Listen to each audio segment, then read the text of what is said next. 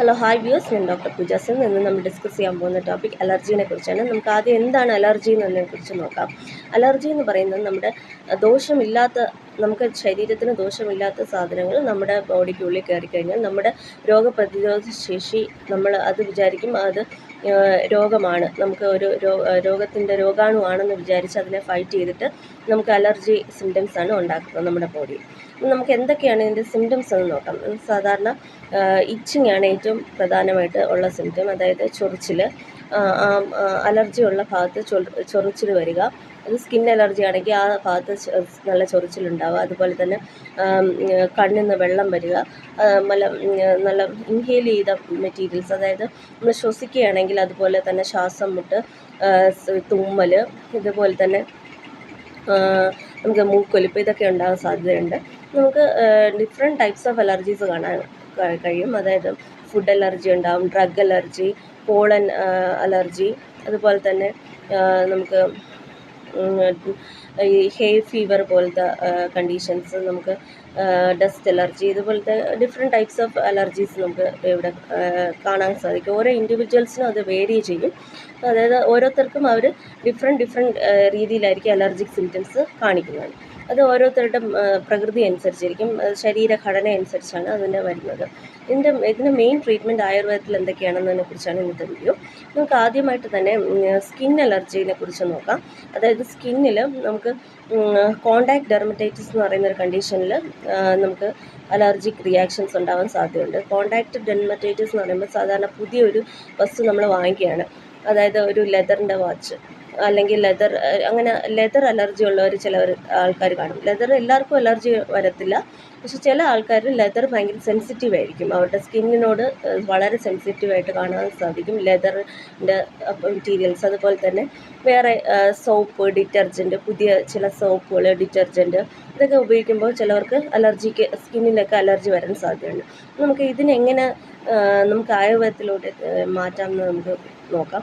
ഇതിൽ മെയിനായിട്ട് വരുന്നത് സ്കിന്നിൽ ഇച്ചിങ് വരാൻ സാധ്യതയുണ്ട്, അതായത് നല്ല ചൊറിച്ചിൽ വരാനുണ്ട് സാധ്യതയുണ്ട്. അതുപോലെ തന്നെ റെഡ്നെസ്, അതായത് നല്ല ചുമന്ന് കിടക്കുക. ചിലവർക്കാണെങ്കിൽ സ്വെല്ലിങ് വരിക, നീര് വരിക. അതുപോലെ തന്നെ ചിലവർക്കാണെങ്കിൽ ഇത് നല്ല ടെമ്പറേച്ചർ നല്ല ആ ഭാഗത്ത് നല്ല ചൂടായിട്ട് അനുഭവപ്പെടുക. ഇതൊക്കെയാണ് അതിൻ്റെ സിംറ്റംസ് ആയിട്ട് വരുന്നത്. നമുക്കിത് എങ്ങനെ തടുക്കാമെന്ന് നോക്കാം. അത് നമ്മൾ ഒരു മെയിനായിട്ടുള്ള ഇതെന്ന് പറയുന്നത് നമ്മൾ ഈ എന്താണോ അലർജി ഉണ്ടാക്കുന്നത് അതിൽ നിന്ന് വിട്ടു നിൽക്കുക എന്നുള്ളത് തന്നെയാണ് മെയിൻ ട്രീറ്റ്മെൻറ്റ്. പിന്നെ നമുക്ക് അല്ലാതെ നമ്മുടെ മെഡിസിൻസ് അവൈലബിൾ ആണ്. അതായത് പിത്തശമനമായിട്ടുള്ള മെഡിസിൻസാണ് നമ്മൾ സാധാരണ കൊടുക്കുന്നത്. അതിൽ നമുക്ക് ധാരയായിട്ട് ഉള്ള മെഡിസിൻസ് ഉണ്ട്. ഇതിൽ സ്കിന്നിൽ തന്നെ നമുക്ക് ത്രിഫല കഷായത്തിൻ്റെ ധാരയൊക്കെ ചെയ്യുന്നതൊക്കെ വളരെ നല്ലതാണ്. നമുക്ക് കുറേയൊക്കെ ആ ഒരു കണ്ടീഷൻസിൽ നിന്ന് വിട്ടു നിൽക്കാൻ സാധിക്കും. പിന്നെ ഇതിൽ മെയിനായിട്ടുള്ള ഔഷധം എന്ന് പറയുന്നത് അവിപത്തി ചൂർണ്ണമാണ്. അത് പിത്തശമനമാണ്. അവിപത്തി ചൂർണ്ണം 1 ടീസ്പൂൺ ചൂടുവെള്ളത്തിൽ ചേർത്ത് ഈ അലർജി വരുന്ന സമയത്ത്, നമുക്ക് ഇച്ചിങ് വരുന്ന സമയത്ത് നമുക്ക് 1 ടീസ്പൂണായിട്ട് ചൂടുവെള്ളത്തിൽ കലക്കി കഴിക്കുകയാണെങ്കിൽ നമുക്ക് പെട്ടെന്ന് തന്നെ ഇതിൽ നിന്ന് ആശ്വാസം കിട്ടുന്നതായിട്ട് കണ്ടുവരുന്നുണ്ട്.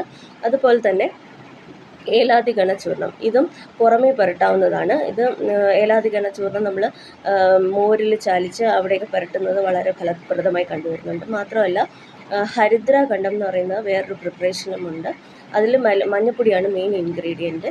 അപ്പോൾ അത് നമുക്ക് സ്കിൻ അലർജിക്ക് അല്ല, അത് ഹേ ഫീവർ പോലത്തുള്ള നേസൽ ആയിട്ടുള്ള പ്രോബ്ലംസിനാണ് നമ്മൾ കൊടുക്കുന്നത്. അതായത് നേസൽ കൺജഷൻ, മൂക്കൊലിപ്പ്, മൂക്കടപ്പ്, അതുപോലെ തുമ്മൽ, ഇതൊക്കെ ഉള്ളവർക്ക് നമുക്ക് ഹരിദ്രാഖണ്ഡം കൊടുക്കുന്നത് വളരെ ഫലപ്രദമായി കണ്ടിട്ടുണ്ട്. അവർക്ക് രാവിലെ എണീക്കുമ്പോൾ തന്നെ തണുപ്പ് നല്ല അലർജി ആയിട്ട് കണ്ടുവരുന്നുണ്ട്.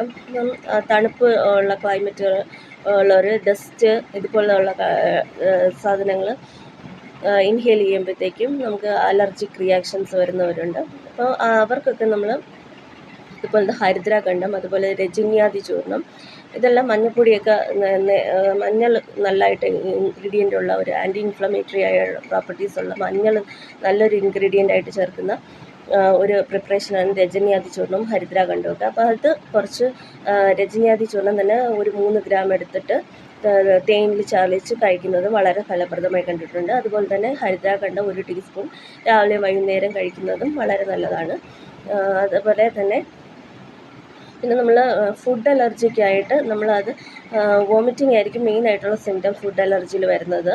അതുപോലെ തന്നെ ഡയറിയ, അതുപോലെ തന്നെ ഈ ലിപ്സ്, അതായത് ചുണ്ടുകൾ നല്ല നീരടിക്കുക, അതുപോലെ തന്നെ സോർ ത്രോട്ട്, ഇതൊക്കെ വരികയാണെങ്കിൽ നമ്മൾ പ്രത്യേകിച്ചും നല്ല ദേഹം മുഴുവനുള്ള സ്വെല്ലിങ്, ഇതൊക്കെ വരികയാണെങ്കിൽ നമ്മൾ പെട്ടെന്ന് തന്നെ ഒരു ഡോക്ടറെ കൺസൾട്ട് ചെയ്യുന്നതാണ് നല്ലത്. അതൊരു എമർജൻസി കണ്ടീഷനായിട്ട് കണ്ട് ഡോക്ടറിനെ കൺസൾട്ട് ചെയ്യുന്നതാണ് നല്ലത്.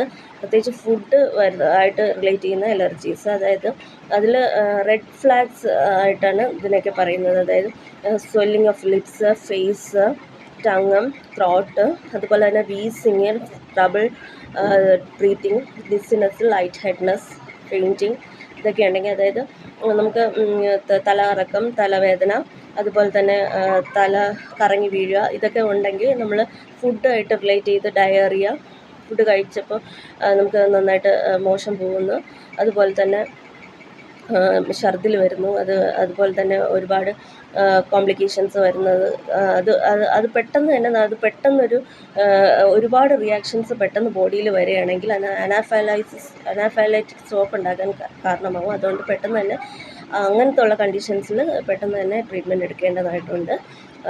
എമർജൻസി കണ്ടീഷനായിട്ട് നോക്കിയിട്ട് അത് പോയി ഹോസ്പിറ്റലിൽ പോയി തന്നെ ട്രീറ്റ് ചെയ്യേണ്ടതായിട്ട് കണ്ടീഷനാണ്. ബാക്കിയുള്ള ഇതുപോലത്തെ സ്കിൻ റാഷസ്, ഈ കോണ്ടാക്ട് ഡെർമറ്റൈറ്റിസ് പോലുള്ള അലർജീസൊക്കെ നമുക്ക് വീട്ടിൽ തന്നെ മാനേജ് ചെയ്യാവുന്നതാണ്, അതിനൊന്നും പ്രശ്നമില്ല.